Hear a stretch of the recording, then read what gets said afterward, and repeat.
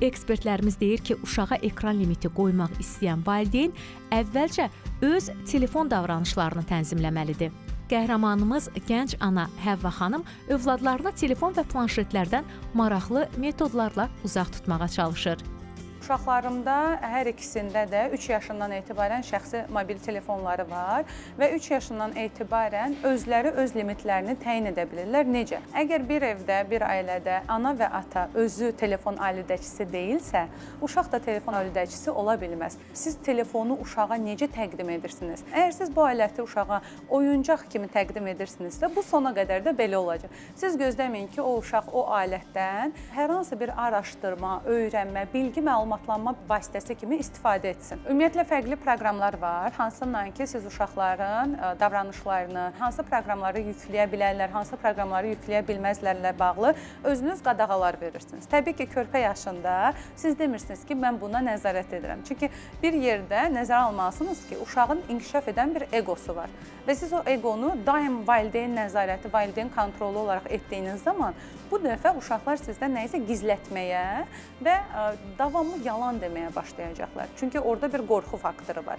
Mən necə edirdim? Uşaqlar körpə vaxtlarından 2 fərqli proqramım var idi. Bir, planşetin özü zaten buna icazə verirdi ki, öz interfeysi, orada bir yaş limiti qoyum və mən deyirdim ki, bax, planşet icazə vermir. Sənin planşetindir, sənin yaşına uyğun icazə verir. Mənim planşetim mənim yaşıma uyğun icazə verir. Və o, onun qadağa qoyduğunu anlayırdı. Ana qadağa qoymur, qadağa qoyan alətdir.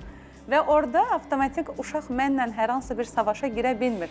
Mən də buna nəsə edə bilmirəm. Bax, görürsən, alət bizə icazə vermir ki, sən o proqrama daxil olasan. YouTube kimi platformalarda da yaş nəzarəti tam edə bilmirsiniz. Hətta deyirlər ki, YouTube Kids var, amma sizi əmin edim ki, bugün orada elə videolar var ki, təəssüflər olsun ki, bunu uşaq heç bir halda izləməməlidir və mütləq şəkildə kontrolda olmalıdır. Necə olur? Sənin yüklədiyin tətbiqə baxırsan ki, uşaq bu linkdəki bu videoya baxır. Ona limit qoyursan və avtomatik olaraq uşağın planşetində o video limitə düşür.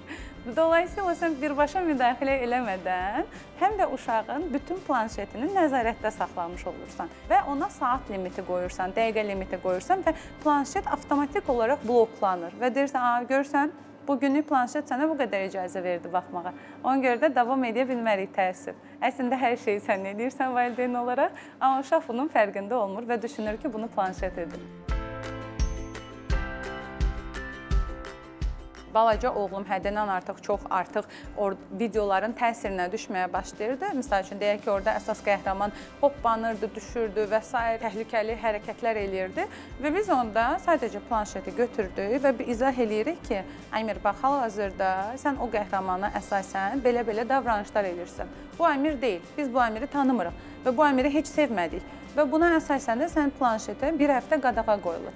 Və bir həftənin sonunda o davranışı dəyişdiyi müddətcə siz ona xatırlatma edirsiniz. Misal üçün, mən ona xatırlatma edirdim. Əmir, görsən səndə davranış necə dəyişdi? İndi sən başa düşürsən, amma pis videodur deyəndə əslində səni nədən qorumağa çalışırdı və əslində niyə buna pis deyirdi? Yəni, bir növ uşağa icazə verirsiniz ki, o başa düşsün ki, valideynin pis dediyi şey niyə pis idi? Sən bu videolara baxırdın deyə, bir həftə əvvəl sən heç aqressiv idin, hər şeyə əsəbləşirdin. Biz başa düşmürdük ki, sən niyə əsəbləşirsən? Amma bax, bir həftə keçibdir və sən o videolara baxmırsan və sən əsəbləşdiyini görürsən və uşaq da o anda deyir ki, yox, mən indi başa düşdüm. Demir, sən mənə qoymadın, mən gedib acığa, inadına ona baxacam. Qadağa əvəzinə izah tərəfdarıyam, müqayisə tərəfdarıyam və göstərmək tərəfdarıyam ki, bax, belə idi, belə oldu. Bu zaman həqiqətən də bu davranışlar bir daha təkrarlanmır.